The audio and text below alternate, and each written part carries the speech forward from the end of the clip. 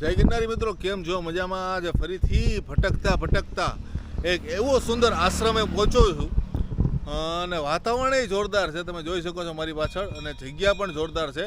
આજે આવ્યો છું એક અદ્ભુત ભૈરવ દાદાના સ્થાનમાં છે. ઉદાસીન પંચાયતી હનુમાનજી આશ્રમ તરીકે ઓળખાય છે.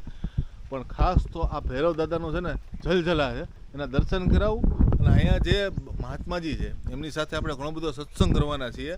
આ જગ્યા વિશે, ભૈરવ દાદા વિશે અને ઘણી બધી એવી બધી રોચક માહિતી, અથવા તો એવી બધી જે કહેવાય ને કે જે બાપુનું જે વર્ષોનું ભ્રમણ છે, બાપુનું જે વર્ષોનું કર્મકાંડ છે, એનાથી લોકોને કઈ રીતે મદદ થાય ને કઈ રીતે લોકોની નાની મોટી સમસ્યાઓ દૂર થાય. ઘણી બધી સમસ્યાઓ હોય છે લોકોની, એ બધી દૂર થાય એના માટેનો એક પ્રયાસ છે આ વિડીયોની અંદર. એટલે આપણે આખો દર્શન કરાવું અને ત્યારબાદ તમને બાપુ હારે સત્સંગ કરીએ. બધી જગ્યાના દર્શન તમને પોડકાસ્ટની વચ્ચે કરાવતો રહીશ, કારણ કે અહીંયા વરસાદ અનરાધાર ચાલુ છે. એટલે એના કારણે દર્શનના મેં વિડીયો તો ફૂટેજ બનાવી લીધા છે, પણ હવે બાપુ સાથે સત્સંગ જે કરવાનો છે એ સત્સંગ કરતાં તમને બધી જગ્યાના અને બાપુના અનુભવો અને બધું દર્શન કરાવતો રહીશ. ત્યાં તો માહોલ જોવો, જંગલનો, જે કહેવાય ને ગીરના જંગલનો, ને એમાં વરસાદનો માહોલ, એટલે કાંઈક અદ્ભુત જ છે. સામે સમાધિ છે, ધૂણવાદેવ છે, અને સામે હનુમાનજી છે, ભૈરવ દાદા છે. બધાના દર્શન તમને કરાવીશ. જય ગિરનારી મિત્રો, હાલ આપણે છીએ વિસાવદર પાસે ઉદાસીન આશ્રમમાં, અને ખાસ જે ભૈરવ દાદાના આપણે દર્શન કર્યા, જે રસ્તાથી એકદમ નજીક જ છે, એમની ઘણી બધી વાતો સાથે ઉપર હનુમાનજી મહારાજનું મંદિર છે. અને બાપુ જે છેલ્લા 13-14 વર્ષથી આ જગ્યામાં સેવા પૂજા કરી રહ્યા છે, એટલે એમની પાસેથી આપણે ઘણું બધું ઉદાસી આશ્રમ અને આ જગ્યા વિશે અને ભૈરવ દાદા વિશે વાત કરવાના છીએ.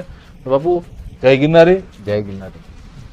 બાપુ, પ્રથમ તો તમે બાપુ અહીંયા કેટલા વર્ષથી છો અને અહીંયા કઈ રીતે ભ્રમણ કરતા કઈ રીતે અહીંયા પહોંચ્યા, અને અહીંયા કોણ હતું પહેલા? અહીંયા તમારા ગુરુ મહારાજ વિશે થોડીક વાત કરો. મહાન ચેતન મુનિ મહારાજ, ગુરુ સૂરજ મુનિ મહારાજ રહેતા. નાનપણથી અહીં 50-55 વર્ષ અહીં વિતાયેલા જીવન. મારું સાધક સંત હતા. મેં સત્તાધાર કોતવાલીમાં અમે આવતા તો વધારે મહારાજની મુલાકાત દર્શન કરતો આવ્યો.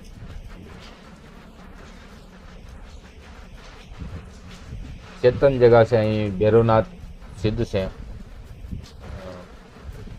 દુખિયાર બહારની લોકો બહુ ઘણા આવે અહીં. બહાર ગમે ત્યાં એની કોઈ આ રીતે મેલી વસ્તુની વર્ગી ગયો હોય, મેલી વસ્તુથી કોઈ ત્રાસ થઈ ગયો હોય, દવા ના લગતા હોય, બાળકની સ્વસ્થ સુધાર ના થતા હોય, દવા લગા કરતા, પણ આવા લોકો બહુ ઘણા દૂરથી બહુ લોકો આવે છે. તો અમુક કોઈ ની પ્રેતાત્મા તેને કોઈની પિંડમાં તે પ્રવેશ થતા હોય તો અહીં નિકાલસ દાદાની આગળ આવે તો ઘણા યુવા નિકાલસ થઈ ગયેલા પ્રમાણ પણ છે દાદાની. અને દુખિયાર ટૂંકમાં અહીં સુખી ઓછા આવે પણ દુઃખી વધારે આવે દાદા પ્રત્યે, એટલા આસ્થા છે. એટલે ટૂંકમાં ભૈરવ દાદા સાક્ષાત બિરાજમાન છે. વદાટમની સારામાં સારું છે. ગમે વદાટમ દર મહિના ખાલી નવરાત્રિમાં અનુષ્ઠાન હોય આશ્રમમાં, એટલે નવરાત્રિમાં એમાં અમે કાંઈ નહીં કરી શકીએ, પણ નવરાત્રિ પછી, નવરાત્રિ પહેલે ગમે આવી શકે અમારેથી થાય એટલે અમે અહીં સેવા સમય આપી શકીએ. અને અહીંયા જે પણ લોકો ભૈરવ દાદાના દર્શન કરવા આવે છે, એમાં ઘણા બધા લોકોને કાંઈક ને કાંઈક તકલીફ હોય છે. એટલે એવી શારીરિક, માનસિક, ઘણીવાર આર્થિક કોઈ બી તકલીફ હોય અને ભૈરવ દાદાના સાચા દિલથી, મનથી પ્રાર્થના કરે એટલે ભૈરવ દાદા એનું કહેવાય ને પાર પાડી દે ખરા. પણ એનો ક્યારે બાપુ વધારે ભૈરવ દાદાનું ક્યારે વધારે વદ આટમ ને હોય, और त्या दिवशी દાદાની થાળ હોય, એમાં અહીં વૈદિક પરંપરાની પૂજા છે. એટલે દૂધમાં ગોળ નાખીને દાદાને એ પ્રસાદ રૂપમાં, બાકી અડદની ખીચડી હોય, બાકી મિષ્ટાનમાં જો મીઠાઈ આપી શકે. સાત્વિક રીતે બેઠા છે એમ ને, તામસિક નહીં, વૈદિક પરંપરામાં છે. કામથી નહીં દિલથી માને और એની જય વિજય થાય और કાર્ય સિદ્ધ થાય તો મનુષ્યને વિશ્વાસ ફલદાયક વિશ્વાસ જેની અંદર છે કે 100% એને કાર્ય સિદ્ધ થાય અનુભૂતિ કેમ કે વદની રાત વદ આઠમની કૃષ્ણ પક્ષ કહેવાય રાત્રે 12 વાગે દાદાની આરતી હોય થાળ હોય હવન હોય દરેક વદ આઠમની દાદાના આદેશથી દાદાની એક મહિનામાં એક વાર એને થાળ હોય ત્યાં દિવસે આવી શકે નજદીકની હોય શેટાની હોય તો અહીં રહેવાનું ખાવાનું પીવાનું વ્યવસ્થા છે નજદીકનું હોય તો જઈ શકે આમ 50-100 કિલોમીટર રેન્જમાં હોય તો અગર 200 કિલોમીટર 300 કિલોમીટર 500 કિલોમીટર બહારથી આવતા હોય તો એની માટે રહેવાનું વ્યવસ્થા છે ખરા? હા વ્યવસ્થા કરે. અને બાકી અહીં હનુમાનજી મહારાજનું અને ધૂણા એના વિશે થોડીક માહિતી આપો. સારું છે કે અહીં હનુમાનજીની કૃપા છે કે એ શત્રુ બનીને પગથિયે સડી ન શકે એ હનુમાનજીની કૃપા કહેવાય. રોડ ટચ છે, કોઈ દારૂડિયા અહીં કોઈ ઘરી નહીં શકે, ચોર કોઈ ઘરી નહીં શકે, ખરાબ વૃત્તિવાળા કોઈ સડી નહીં શકે. તો અહીં મિત્રતા ભાવ હોય એની ભાવ હોય એ સડી શકે, એ હનુમાનજીની પ્રસાદ. બાકી અહીં કોઈ દરવાજા નથી, આશ્રમ ખુલ્લો છે, વસ્તુ બધી ખુલ્લા પડ્યા હોય, અહીં કોઈ અડી નહીં શકે. અમે બહાર ગમે ત્યાં ગયા હોય, ભિક્ષાવૃત્તિમાં ગયા હોય, આજુબાજુમાં ગામડામાં ગયા હોય, પરંતુ બધી વસ્તુ એમને એમ પડ્યા હોય, કોઈ નહીં, કોઈ દરવાજા નહીં, આશ્રમ ખુલ્લાયું હોય, રૂમ લાખ હોય, દર્શન કરવા હોય તો ગમે ત્યારે દર્શન કરી શકે ખરા હનુમાનજી મહારાજ. અને એ મંદિરમાં બીજું ક્યાં ક્યાં દેવતાઓના સ્થાન છે? અહીં બટુક બેરોજી છે, મૂળ રૂપથી બાપુ ભગવતીની આરાધના કરતા હોય એટલે તે મા ભગવતી માં કાળી માં છે.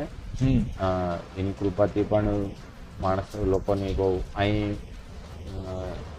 એની જો પ્રસાદ રૂપમાં હળદર મીઠું સડે છે. મહાકાળી માતાજીને હા, હળદર મીઠું મગ ગોળ તેલ આ રીતે 5 વસ્તુ છે. 5 ચડાવવાથી બાપુ શું થાય?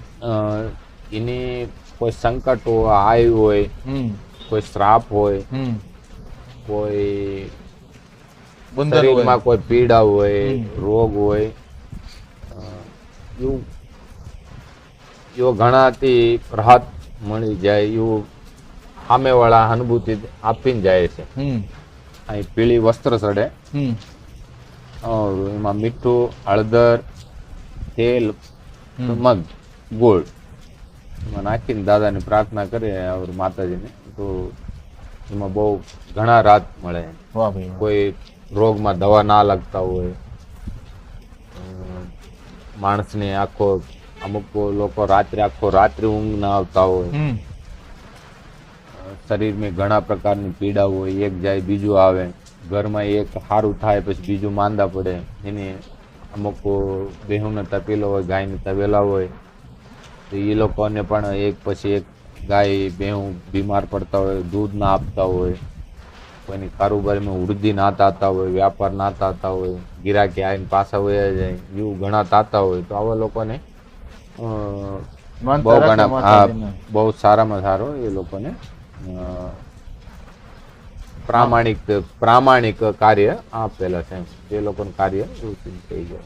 ટૂંકમાં અહીંયા માતાજીની સ્થાપના તો ગુરુ મહારાજ જ કરેલી છે ને?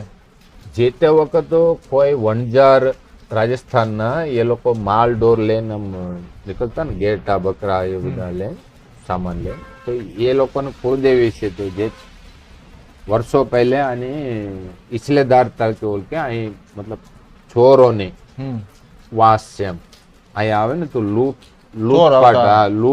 લૂંટની જગા હતી.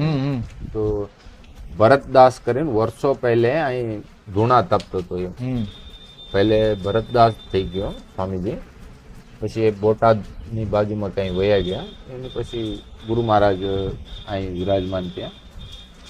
તો એ વણજારોની માતાજી કુળદેવી એ મહાકાળી છે.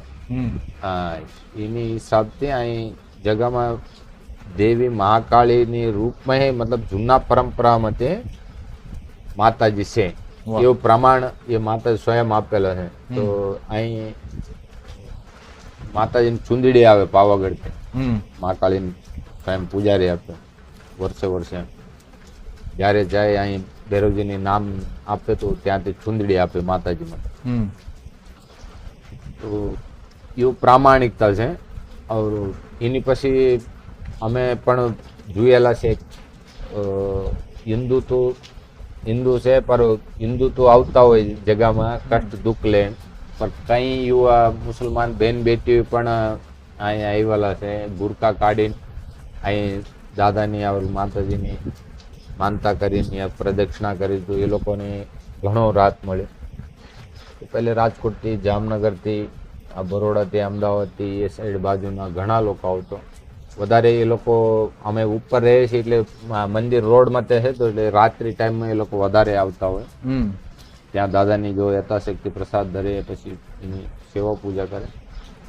બહુ સારામાં સારું એ લોકો પણ સંતોષ કરે. જ્યારે એની કાર્ય સિદ્ધ થતા હોય તો કંઈ આપણે આશ્રમમાં પણ સેવા આપીને જતા હોય કે આ રીતે અમે માનતા કરવાવાળા ઘણા 5, 7, 9, 11 શ્રીફળની તોરણની હોતે માનતા કરે. પછી એ લોકો બાંધીને જાય. દાદાની વધારે કાળા વસ્ત્રો પ્રિય છે, અડદ પ્રિય છે, તો એ રીતે વસ્ત્રની સડાઈને જાય, ધ્વજા સડાઈને જાય, દાદાના અડદમાં પ્રસાદ ધરીને જાય. બહુ દાદાની કાર્ય સિદ્ધ છે, પ્રામાણિકતા છે. ઓર કોઈ અહીં ઠગ વિદ્યા નથી. તમારી સીધું દાદાને આગળ આવવાનું, તમારી જો યથાશક્તિ દાદાને પ્રાર્થના કરવાનું, દાદાના આગળ નમન કરવાનો, વિશ્વાસ રાખવાનો, કાર્ય તમારે સિદ્ધ થાય.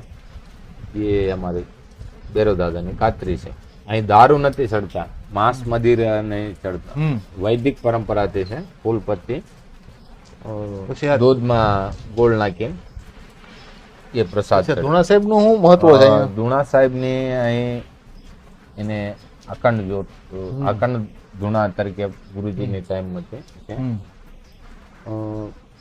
ઘણા લોકોની બાળકની નજર લાગે, દૂધ ના પીતા હોય, ઉલટી થતા હોય, દૂધ હજમ નહીં કરી શકે, તાવ આવતા હોય, તાવ નહીં ઉતરે, ઘણા દવા કરાવે, તો ત્યારે આવો ધૂણા સાહેબની ભસ્મી લઈ જાય, એને થોડોક તિલક કરે, થોડા મોઢામાં નાખી એની માની પાસે દૂધ પી શકે, હજમ કરી શકે. અને તાવ આવતા હોય તો એ પણ ઉતરી જાય. અમુક પેટ બહુ દુખતા હોય, બાળકને આખો દિવસી રડે રડે રડે રડે, એમાં ગુરુ મહારાજને આશીર્વાદ ભસ્મી તરીકે ઉપયોગ કરી શકે. તો કેન્સર લોકો પણ ભસ્મીની લઈ જાય અનુભૂતિ કરેલા છે, તો એ લોકો પણ એની પણ રાહત છે. તો આ ગુરુ મહારાજને ધૂણા છે તો અમુક એને નિયમ છે. તો માંસ મદિરે તે શેટે રહે એ ધૂણાની ભસ્મી લઈ જાય છે કે કેન્સર વાળા પણ, તો એની પણ રાહત મળશે. એમ એ ધૂણા સાહેબનું મહત્વ છે. તો આજે આપણે અને સાથે ગુરુ મહારાજનું જે સમાધિ છે, એ ગુરુ મહારાજ ક્યારે દેવ છે? 24/7/2012 દેવ થઈ ગયેલા છે. 14 વર્ષ. વૈશાખ સુદ ભાદરવા સુદ 7મ દિવસે શુક્રવાર હતો, મહારાજે દેવ થઈ ગયા. તો હમણાં પાછળ ભાદરવા સુદ 7મ એ 2024 આવશે તો ટોટલ 14 વર્ષ પૂરી થઈ જાય. અને અહીંયા બાપુ બીજા ક્યાં ક્યાં તહેવારો ઉજવાય? ઘણી વાર બેરો દાદાની જયંતિ ઉજવાનું થાય છે. और એક ગુરુ પૂનમ તો ઉજવતા હોય, ગુરુજીની તિથિ ઉજવતા હોય. બાકી ધનતેરસ, કાળી ચૌદસ, દિવાળીમાં દાદાની પૂજા હોય. और 3 દિવસને હવન હોય. એની વિશેષ પૂજના હોય ત્યારે અમે કોઈને સમય નહીં આપી શકીએ. બહાર ને આવી શકે એ લોકો દર્શન આ કરી રીતે શકે, દર્શન કરી શકે, હવનમાં બેસી શકે એવું. કારણ કે 3 દિવસની પૂજા હોય, અખંડ પૂજા હોય. હા, એ 3 દિવસની 3 રાતે પૂજા હોય. વાહ. તો એ આવી શકે, બેસી શકે, પણ અમે એની કોઈ બીજું કાર્યમાં અમે સામેલ નહીં થતી. એની રીતે પણ અહીં 3 દિવસે 3 રાતે ભૈરવજીમાં બહારની લોકો આવતા હોય, એ લોકો પૂજા કરતા હોય તો ઘણા બહાર ઘણી બધી બહુ સારું. સમસ્યાઓથી દૂર થાય છે દાદા. હા, આસ્થા વિશ્વાસમ ફલદાયકમ. પહેલે એની વિશ્વાસ હોવો જોઈએ. કારણ વ્યક્તિ દુઃખીમાં દેવને યાદ કરે, હા. સુખીમાં કોઈ ઓછો નથી યાદ નથી કરતા. કારણ એટલે તો આપણે એ પ્રામાણિક આપે. કેમ કે દુઃખીમાં સહારા દેવની હોય, મનુષ્યની હોય. મનુષ્ય પાસે સંપત્તિ હોય તો મનુષ્યનું કામ આવે, પણ દુઃખીમાં ધન તો હોય જાય તો ત્યારે દેવ સાથ આપે, કાર્ય સિદ્ધ થાય. ત્યારે એની પાછળ એ દૈવિક શક્તિમાં ભગત પ્રાપ્તિ કરીને ભગવત ભક્તિ પ્રાપ્તિ કરે. એની ભક્તિ કહેવાય, એની ભગત કહેવાય, ભક્તાવળી થાય. વાહ. ખૂબ જ સુંદર આપણે બાપુ સાથે સત્સંગ કર્યો. અને ખાસ તો આ જગ્યા ઉપર જે ભૈરવ દાદાનું સ્થાન છે, જે બહાર આપણે પ્રથમ દર્શન કર્યા, એની ઉપર આખી આપણે વધુ વાતચીત કરી. એના સિવાય પણ ઘણા બધા બાપુ પાસે અલગ અલગ વિષયો છે, જેમાં જ્યોતિષથી લઈને ભૂત પ્રેતથી લઈને ઘણા બધા વિષયો છે, જે આપણે ક્યારેક આગળ વાત કરશું.